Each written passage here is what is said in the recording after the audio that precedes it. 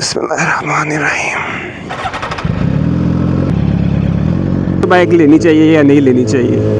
तो सबसे पहली बात है कि क्या आपको इसकी ज़रूरत है, कि मैं इसको लेकर क्या करूँगा।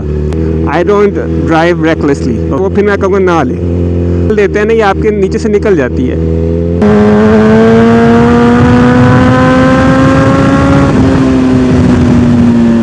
आपने इसको मैनेज कर लिया, यू आर डन।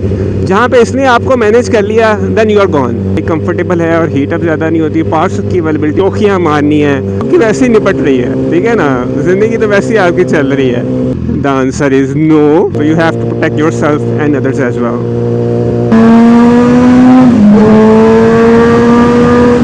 आपने गिरने नहीं देना अपने आप को, ठीक है। और अगर गिर गए, अस्सलाम वालेकुम यूट्यूब, हाउ आर यू, कैसे हैं आप सब लोग। तो जी आज है जी संडे, और आज आपका वैसे शान निकला हुआ है जी संडे मॉर्निंग राइड के ऊपर। और आज डेट है 10 नवंबर 2025 और इस वक्त हम DHA फेज़ 6 के इलाके में खड़े हुए हैं और beautiful Gixxer 1000 is right in front of me. तो जी इस वक्त हम चल रहे हैं जी राइड के ऊपर, चलें आपको भी साथ लेके चलते हैं। बिस्मिल्लाहिर्रहमानिर्रहीम।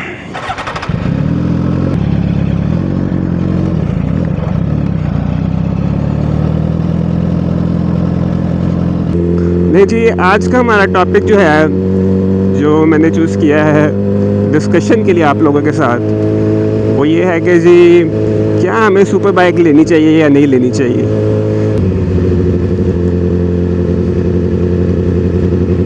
तो जी इसका जो आंसर है वो एक लाइन का तो नहीं है कि अगर आप मुझसे पूछेंगे जी एक लाइन का जो आप जवाब दे दें, तो ऐसा तो हो नहीं सकता। तो इसका आंसर जो है थोड़ा सा आपके साथ डिस्कस भी करता हूँ, आपके साथ शेयर भी करता हूँ, अपने एक्सपीरियंस भी आपसे शेयर करता हूँ और आपको थोड़ा गाइड भी कर देता हूँ। I feel I have responsibility to guide you guys as well. तो बेसिक से स्टार्ट कर लेते जी। पहले तो आपने सुपर बाइक लेनी क्यों है? तो जी मोस्ट ऑफ द पीपल जो हैं सुपर बाइक इसीलिए लेते हैं कि जी उनको शौक़ होता है और they want to fulfil their शौक़ वगैरह। तो ठीक है, शौक़ भी आपको पूरा करना चाहिए, तो उसमें कोई कबाहत नहीं है। तो सबसे पहली बात है कि क्या आपको इसकी ज़रूरत है। तो इसका तो मेरे ख्याल से क्वाइट ऑब्वियस आंसर है कि आपको इसकी ज़रूरत नहीं है, आपको ये लाजमी चाहिए, ये ज़रूरत वाली चीज़ नहीं है। तो ये आपने आंसर कर दिया। और फिर इसके बाद जो अगली बात आ जाती है कि मैं इसको लेकर क्या करूँगा। देखिए जी, आप इसको लेके बहुत कुछ कर सकते हैं। आप इसको लेके अपनी लाइफ की जो विशेज़ हैं उनको पूरा कर सकते हैं, जो कि मैं भी एक अपनी लाइफ की जो विश है उसको पूरा कर रहा हूँ अल्हम्दुलिल्लाह। अल्लाह ताला ने इतना नवाजा है कि ऐसी विश मेरी पूरी हो रही है, वरना मैं ज़िंदगी में, यकीन जाने, ज़िंदगी में नहीं सोच सकता था कि I will be able to own such a machine. तो अल्लाह ताला ने इस काबिल बनाया है कि I am able to support myself and enjoy this lovely machine. तो I don't drive recklessly, okay ना। तो कोशिश मैं ही करता हूँ यार, जब अपने पैसे खर्चे होते हैं ना, तो फिर आपको अपनी ही चीज़ समझ के चलाना पड़ता है, और मैं ऐसे ही चलाता हूँ। वरना माँ बाप के पैसे खर्चेंगे तो फिर तो आप इसको जितनी मर्ज़ी लिमिट्स पे भगा लें, उसमें इतना मज़ा नहीं है जो अपने पैसे खर्च के चीज़ लेने में मज़ा है।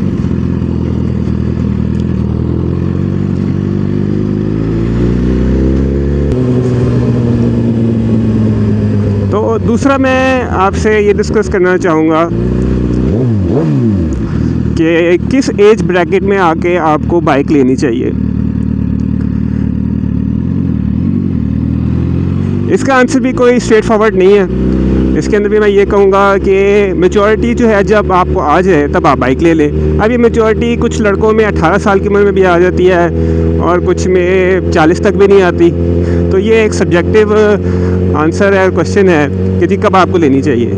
तो मोस्टली अगर मैं आपसे कहूँ तो जब आप अपना 25 क्रॉस करते हैं तब आपको ये बाइक लेनी चाहिए। क्योंकि जब आप यंग एज में होते हैं, और जब मैं भी था तो मुझे भी याद है कि मैं जब सुपर बाइक नहीं होती थी, आम बाइक होती थी जो रेगुलर बाइक्स पाकिस्तान में चलती हैं, तो ऑब्वियसली नौजवानों की तरह मैं भी उसको भी भगाता था, कोशिश करता था। तो अगर आप यंग एज में इसको लेते हैं तो वो खून में जो गर्मी है वो आपको इसको स्लो रखने में मदद नहीं देगी, मतलब स्लो नहीं आप इसको चला सकेंगे, फिर वो आपके लिए ख़तरनाक है। वो फिर मैं कहूँगा ना लें। एटलीस्ट मेरे नज़दीक 25 से कम में आपको नहीं लेनी चाहिए। इसके बाद आप लें, अपने खुद के पैसे जोड़ें और मेहनत करके लें। इसके बाद सवाल आ जाता है कि जी मैं 300 से स्टार्ट करूं, 400 से स्टार्ट करूं, 600 से स्टार्ट करूं या 1000 से स्टार्ट करूं या 1300 सीसी से या 1400 सीसी से।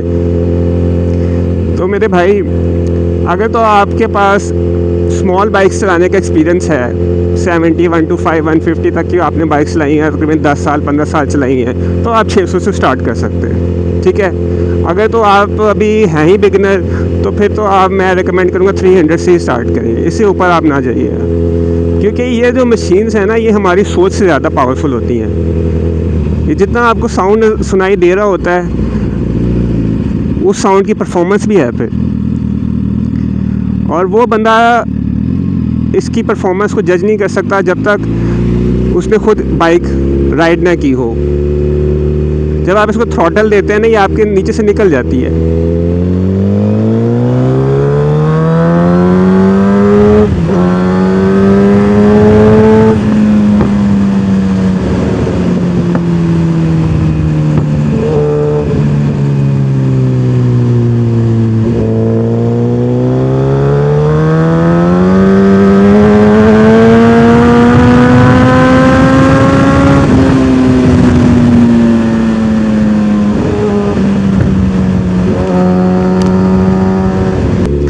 अगर तो आपका एक्सपीरियंस है कुछ, तो आप जो है ये मतलब 10-15 साल का आपका एक्सपीरियंस है, तो आप 600 से भी स्टार्ट कर सकते हैं, आप 1000 से भी स्टार्ट कर सकते हैं। ये सारा आप पे डिपेंड करता है। देखिए जी, अगर आप मेंटली तौर पे प्रिपेयर्ड है ना इस चीज़ के लिए कि जी मैं इसको हैंडल कर सकता हूँ, तो आप इसको कर सकते हैं। सिर्फ इसमें ये छोटी सी चीज़ होती है कि आपने थ्रॉटल जो है उसके ऊपर अपना काबू रखना होता है। अगर आप अपना थ्रॉटल पे काबू रख लेते हैं तो ये मशीन आपकी है, you are the master of this machine, ठीक है ना। वो कहते हैं घोड़े की लगाम आपके हाथ में होती है, और घोड़ा कभी भी कुछ भी कर सकता है, लेकिन उसको आपने मैनेज करना है, ठीक है ना।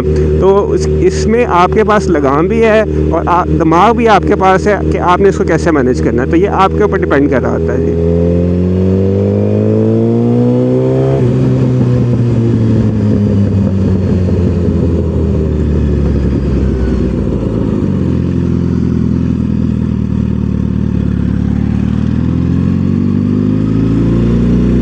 जहाँ आपने इस बाइक को मैनेज कर लिया वहाँ पे आपको कोई नहीं पकड़ सकता फिर, ठीक हो गया।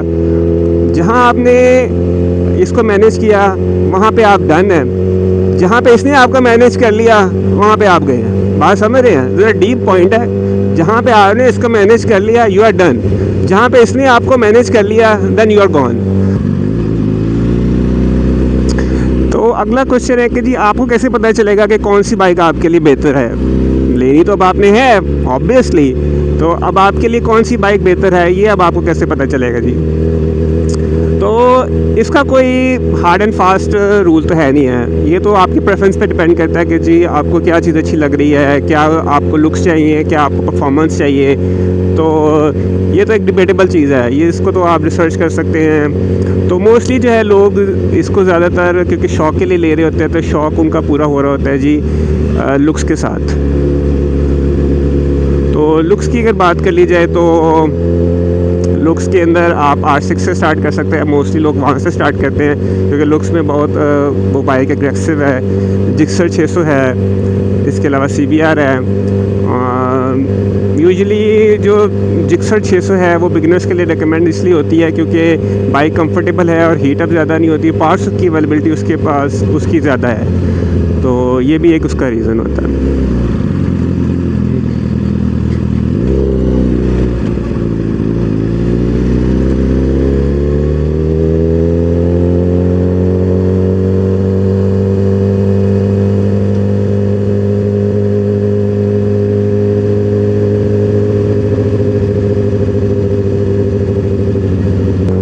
जिक्सर की बात कर रहे थे जी, जिक्सर आपको ले लेनी चाहिए।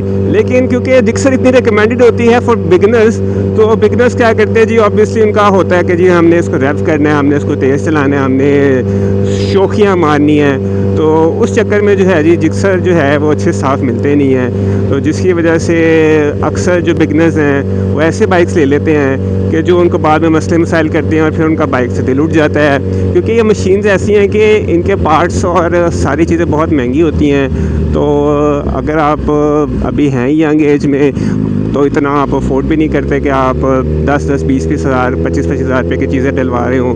तो ये भी जो एक चीज़ होती है फिर वो नेगेटिव में आ जाती है।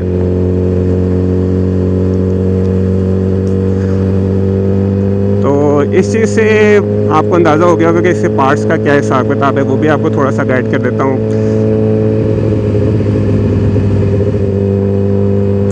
रिसेंटली जो है मैंने बाइक का ऑयल चेंज करवाया है और इसमें न्यू टायर्स इंस्टॉल करवाए हैं। टायर्स की कॉस्ट निकाल के ऑयल चेंज, फ़िल्टर्स, ये मुझे तकरीबन 45,000 रुपीज़ के कॉस्ट किए हैं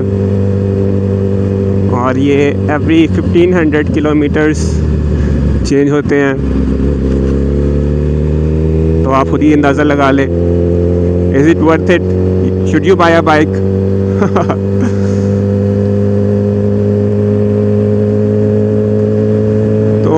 Is it worth it? 100% yes, it is worth it. I do 100% it is worth it. For me at least it is. Because यार देखिए, ज़िंदगी तो आपकी वैसे ही निपट रही है, ठीक है ना, ज़िंदगी तो वैसे ही आपकी चल रही है, वो तो तमाम हो ही जानी है। तो क्यों ना जब तक वो तमाम होती है आप साथ साथ ज़िंदगी को एंजॉय भी करते जाएं। Doesn't it make sense?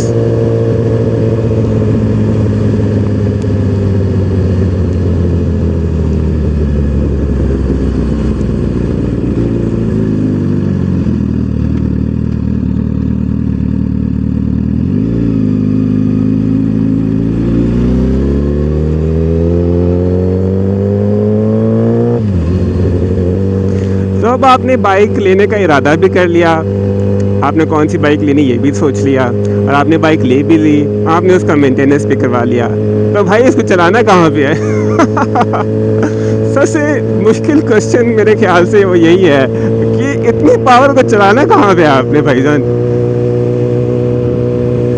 क्या हमारे मुल्क में ऐसे ट्रैक्स हैं जहाँ पे ये बाइक्स अपनी फुल पोटेंशियल पे जा सकती हैं? The answer is no. कि आपको इनको पब्लिक स्ट्रीट्स के ऊपर फुल पोटेंशियल पे भगाना चाहिए? The answer is no. क्या पाकिस्तान में आम सड़कों की स्पीड लिमिट 200-300 है? The answer is no. तो फिर भाई इसको चलाना कहाँ पे है, कितनी स्पीड पे चलाना है?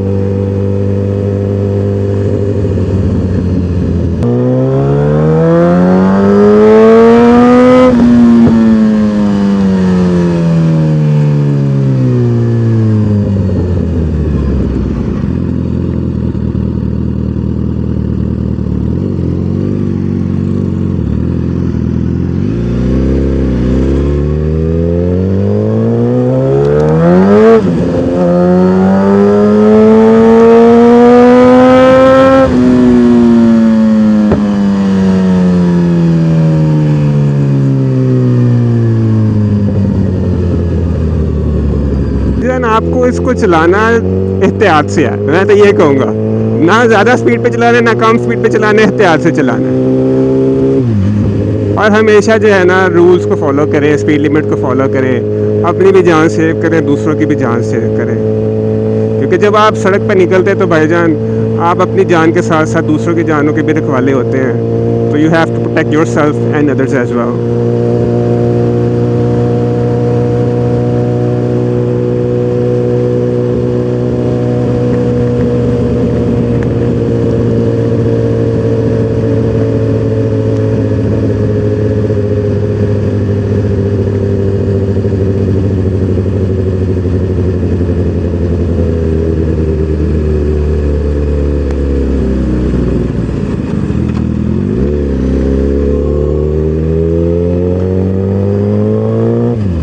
और अब हम जब सेफ्टी के मुद्दे पे आए गए हैं तो सेफ्टी गियर्स का क्या करना है भाई? ये भी एक एडिशनल कॉस्ट है। बाइक भी आपने ले ली, चला भी ली, मेंटेन भी करवा ली। सेफ्टी गियर्स, तो सेफ्टी गियर्स ऐसी सुपर बाइक के लिए लेना लाजमी है और अच्छे हों ये भी लाजिम है।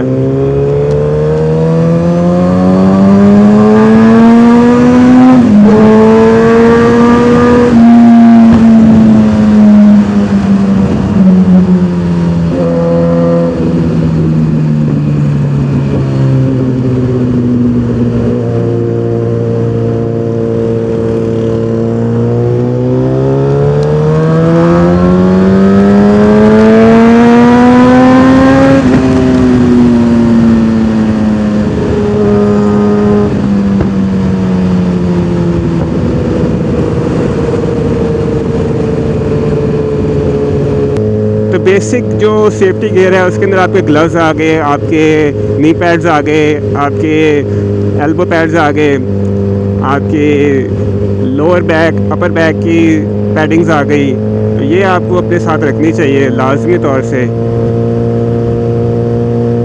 क्योंकि इन बाइक्स का कुछ पता नहीं है। जहाँ पे आपने समझा कि ये मुझे समझ आ गई है बाइक, वहीं पे आपको गिरा देगी।